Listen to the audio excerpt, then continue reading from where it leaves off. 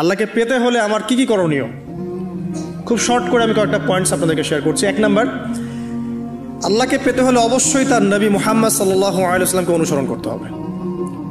এছাড়া আল্লাহকে পাওয়ার দ্বিতীয় কোনো পথ নাই। আল্লাহকে পেতে হলে অবশ্যই তার নবী মুহাম্মদ সাল্লাল্লাহু আলাইহি ওয়াসাল্লামের আদর্শগুলো জীবনের প্রতিটা ক্ষেত্রে বাস্তবায়ন করতে হবে। চলাফেরা, ওঠা বসা, খাওয়া দাওয়া, ইস্তেঞ্জা করা, মুআমালাত, ব্যবসা বাণিজ্য, অর্থনীতি, সমাজ, রাষ্ট্র, সব ক্ষেত্রে আপনাকে মুহাম্মদ সাল্লাল্লাহু আলাইহি ওয়াসাল্লামের তরিকা, আদর্শটাকে ফলো করতে হবে। তাহলে আপনি আল্লাহকে পাবেন ইনশাআল্লাহ।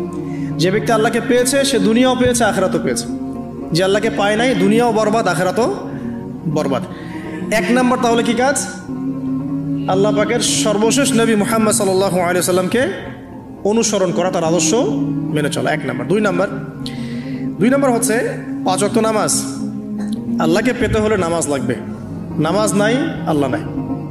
ওয়াস্তাঈনু বিস-সাবরি ওয়াস-সালাহ, তোমরা সবর এবং সালাতের মধ্য দিয়ে আল্লাহর সাহায্য প্রার্থনা করো। আমরা এই জন্য নামাজে বলি ইয়াকা না'বুদু ওয়া ইয়াকা নাস্তাঈন, আমরা শুধু আপনারই ইবাদত করি এবং আপনার কাছেই সাহায্য প্রার্থনা করি। তো আল্লাহকে পেতে হলে নামাজের কোনো বিকল্প নাই। যে ব্যক্তি নামাজ পড়ে না, আল্লাহর সাথে তার কোনো সম্পর্ক নেই, নো কানেকশন। আপনি যে কোনো কিছু চাচ্ছেন, সেজদায় পড়ে আল্লাহর সামনে আত্মসমর্পণ করেই চাইতে হবে। ওয়াসজুদ ওয়াক্তারিব, আল্লাহ পাক কি বলেছেন? সেজদা করো, নিকটবর্তী হও। তো ব্যাখ্যা অনেক করা যায়। নামাজ না পড়লে কিন্তু মানুষ কুফরিতে লিপ্ত হয়। যে ব্যক্তি মান তারাকা সালাতান মুতাআম্মিদান ফাকাদ কাফারা, যে ব্যক্তি সালাতকে অস্বীকার করে, ফরজ নামাজকে অস্বীকার করে, সে ব্যক্তি কিন্তু কুফরিতে চলে যায়। ঠিক আছে। তারপরে বাইনা রাজুলি ওয়া বাইনা শিরকি ওয়াল কুফরি তারকুস সালাহ, একজন মুমিন বান্দা এবং অমুসলিমদের মধ্যে পার্থক্যই নামাজ। নামাজের বিষয়ে অনেক কথা আমি আগেও বলেছি, আপনারা শুনেছেন, অন্য আলেমদের কাছেও শুনেছেন। এক বাক্যে নামাজ না পড়লে ইসলামের রশিটা কেটে যাবে। মুআয বিন জাবালকে নবী সাল্লাল্লাহু আলাইহি ওয়াসাল্লাম বলেছেন যে যদি মান তারাকা সালাতান মুতাআম্মিদান, কেউ যদি সালাতকে ইচ্ছা করে ছেড়ে দেয়, ফাকাদ বারিআত মিন জিম্মাতিল্লাহ, সে ব্যক্তি আল্লাহর জিম্মেদারি থেকে মুক্ত হয়ে যাবে। তার উপর আল্লাহর কোনো জিম্মাদারি নাই, আল্লাহর নিরাপত্তা, জিম্মাদারি থেকে সে মুক্ত। তো 5 ওয়াক্ত নামাজ আল্লাহ পাক আমাদের সবাইকে জামাতের সাথে পড়ার তৌফিক দান করুন। এর পাশাপাশি নফল নামাজ বাড়িয়ে দেওয়ার তৌফিক দান করুন, এবং স্পেশালি তাহাজ্জুদের নামাজ যদি পারেন 2 রাকাত হলেও নিয়মিত তাহাজ্জুদের নামাজ পড়ার তৌফিক আল্লাহ পাক আমাদেরকে দান করুন। আর নামাজের বাহ্যিকতা নিয়ে এত বেশি ঝগড়ায় যাবেন না। এখন আমরা যত ঝগড়া নামাজের বাহ্যিকতা নিয়ে, হাত বাঁধা, রফুল ইয়াদাইন, আমিন আর পায়ে পা, এগুলো নিয়ে ঝগড়ার শেষ আছে? নাই। ইসলামের বিরোধী শক্তিরা হাত ভেঙে ফেলার পায়তারা করে ফেলেছে অলরেডি। হাতই না থাকলে আপনি বাঁধবেন কোথায়? মনে করেন আপনার হাতই নাই, বাঁধবেন কি উপরে না নিচে? তো এই হাত তো ভেঙে ফেলার পায়তারা করা হয়েছে। এখন আপনি পড়ে আছেন বাঁধার কোন জায়গায় বাঁধবেন সেটা নিয়ে, অথচ পুরো বৈশ্বিক চক্রান্ত মুসলিমদের বিরুদ্ধে হাতটাই ভেঙে ফেলে দিবে। তুই বাঁধবি কোথায় হাত? তারপর দেখব। এটা আমরা বুঝতে পারি না। এটা বোঝার জন্য যে জ্ঞান, ইলম, নূর দরকার, তা তো নাই আমাদের মধ্যে। এই জন্য আপোষের ঝগড়া নিয়ে পড়ে আছি। যে ছোটোখাটো যে ইখতিলাফি মাসআলাগুলো চলে আসছে দীর্ঘদিন থেকে, এগুলোর কোনো সমাধানে আসতে পারবে না কিন্তু কেউ। পক্ষে বিপক্ষে কথা চলতেই থাকবে কিয়ামত পর্যন্ত, ওইগুলো নিয়ে আমরা ব্যস্ত আছি। তো আমি রিকোয়েস্ট করবো নামাজের আধ্যাত্মিকত্বের দিকে ফোকাস করেন। নামাজের আধ্যাত্মিকত্ব কি? আপনি আল্লাহর সামনে দাঁড়িয়েছেন, দুনিয়ার সাথে এখন আপনার কোনো সম্পর্ক নেই, আপনি এবং আল্লাহ, মাঝখানে কিছু নাই। নামাজে যা পড়ছেন, সূরা ফাতিহা, অন্যান্য সূরা, রুকু, তাসবিহ, সিজদা, তাশাহুদ, দরুদ, অর্থ বোঝার চেষ্টা করেন এবং অর্থের দিকে ফোকাস করেন, আল্লাহকে পাবেন ইনশাআল্লাহ। সিজদায়, রুকুতে যখন যাচ্ছেন, আপনি চিন্তা করেন যে আপনি মহাবিশ্বের মহা শক্তিধর আল্লাহ রাব্বুল আলামিনের সামনে মাথা নত করেছেন। আপনি চিন্তা করেন যে আল্লাহ আপনাকে দেখছেন। এখন যখনই মানুষ নামাজে দাঁড়ায়, আল্লাহ পাক তার দিকে দৃষ্টি নিবদ্ধ করেন, এবং যখন মানুষ এদিক ওদিক তাকানো শুরু করে নামাজে, আল্লাহ পাক মুখ ঘুরিয়ে নেন। হ্যাঁ, নামাজে ওই যে আমরা যে ডিজিটাল নামাজ পড়ি না, এখন ডিজিটাল মানে 4 রাকাত নামাজ 4 মিনিটে শেষ। এক রুকু করলে সেজদা পাওয়া যায় না, সেজদার তাসবিহ পড়লে আবার এদিকে দেখা যায় যে দ্বিতীয় সেজদায় চলে গেছে অলরেডি ওঠার আগেই। অনেক ক্ষেত্রে ইমাম সাহেবরাও খুব দ্রুত নামাজ পড়ান, অনেক দ্রুত পড়ান। এত দ্রুত নামাজ পড়াবেন কেন? নামাজ জামাতে পড়লে সংক্ষিপ্ত করতে বলা হয়েছে, কিন্তু এত দ্রুত তো পড়তে বলা হয় নাই।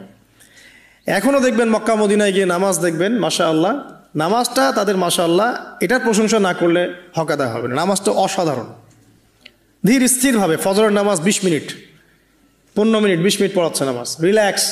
নামাজে দাঁড়ালে চমৎকার তেলাওয়াত হচ্ছে, আপনি ভুলে যাচ্ছেন নিজেকে।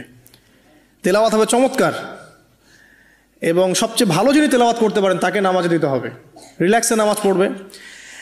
ক্ষেত্র বিশেষে আপনি শর্ট করতে পারেন, কিন্তু সবসময় কেন আমরা 4 রাকাত নামাজ 3 মিনিটে শেষ করে দেব? আবার নামাজের পর দোয়াটা হবে লম্বা, অথচ নামাজটাই ছিল দোয়া। নামাজটাই কিন্তু দোয়া। এখন সেজদায় আমরা যদি কান্নাকাটি করতে না শিখি, আল্লাহর সামনে আমি মাথা নত করেছি, এখানে নিজের মনের যত আবেগ আকুতি দোয়া এগুলো আল্লাহর সামনে ঢেলে না দিতে পারি, এই দোয়া কালাম না শিখি, তাহলে তো নামাজের আধ্যাত্মিকত্ব অর্জন হলো না। সাহাবীরা কেমন করে নামাজ পড়তেন যে নামাজ পড়ার পরেও তাদের গা থেকে তীর বের করা যায়? কিভাবে তারা নামাজ পড়তেন? তাহলে নবী সাল্লাল্লাহু আলাইহি ওয়াসাল্লাম কিভাবে নামাজ পড়তেন যে নামাজ পড়ার ফলে তার পা মোবারক ফুলে যাইত? এক রাকাতে তিনি 4 পারা কোরআন তেলাওয়াত করতে পারলেন কিভাবে? তো তাদের নামাজ আর আমাদের নামাজ, আল্লাহ রাব্বুল আলামিন তার রাসূলের মাধ্যমে একটা হাদিসে জানিয়েছেন যে এমনও অনেক নামাজি আছে, নাউযুবিল্লাহ, আল্লাহ পাক আমাদেরকে তাদের অন্তর্ভুক্ত না করুন, যে নামাজ পড়ার পরে আল্লাহ রাব্বুল আলামিন এই নামাজটাকে ওই নামাজের মুখের উপর নিক্ষেপ করে দেয়, তোমার নামাজের আমার কোনো দরকার নেই।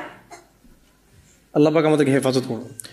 ধীর স্থিরভাবে পড়েন, রিল্যাক্সে, তারা আর কিচ্ছু নাই।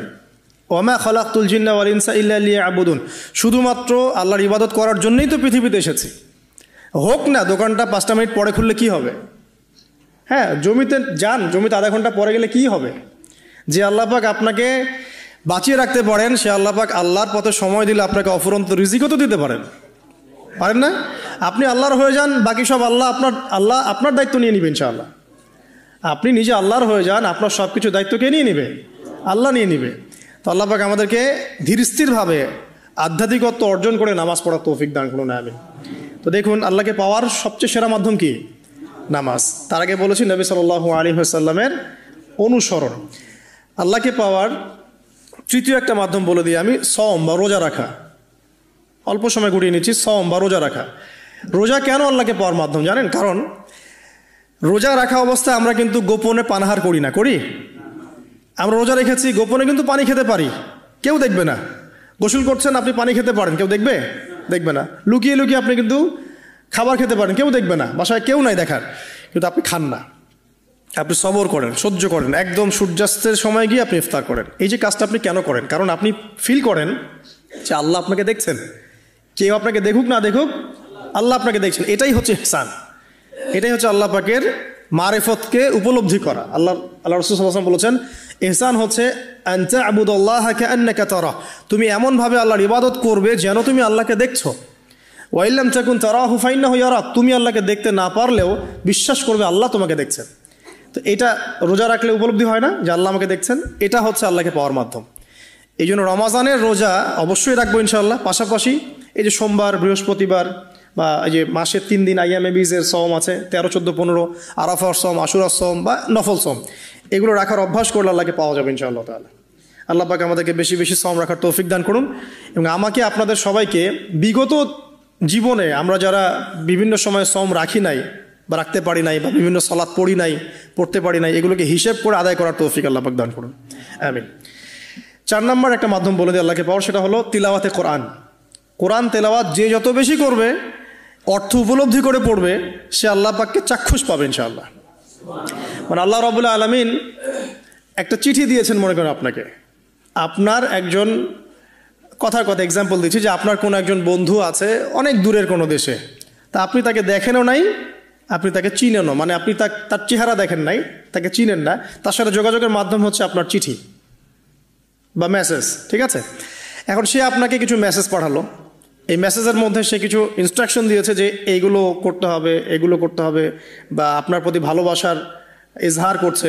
এখন এই মেসেজটা যদি আপনি পড়তে পারেন, তাহলে আপনি আপনার বন্ধুর সাথে একটা কানেকশন তৈরি করলেন না? বুঝতে পারছি না? আচ্ছা, এখন সমস্যা হচ্ছে কি, আমরা ওই মেসেজটা পড়তেই পারি না। আমরা তো কোরআনটা পড়তেই জানি না, তাহলে মেসেজটা পাবো কীভাবে?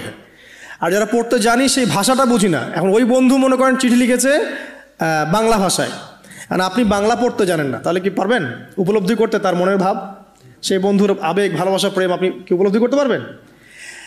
লিখেছে সে উর্দু দিয়ে বা ইংরেজিতে, আপনি ইংরেজি বোঝেন না, ইংরেজি লিখতে পারেন না, তাহলে কি আপনি তার চিঠি বুঝতে পারবেন?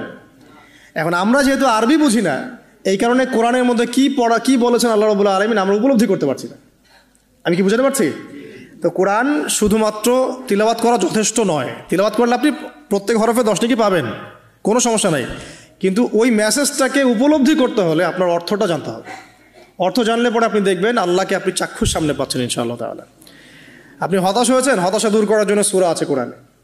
বিপদে পড়েছেন, বিপদ দূর করার সূরা আছে কোরআনে। আপনার রিজিকের সমস্যা,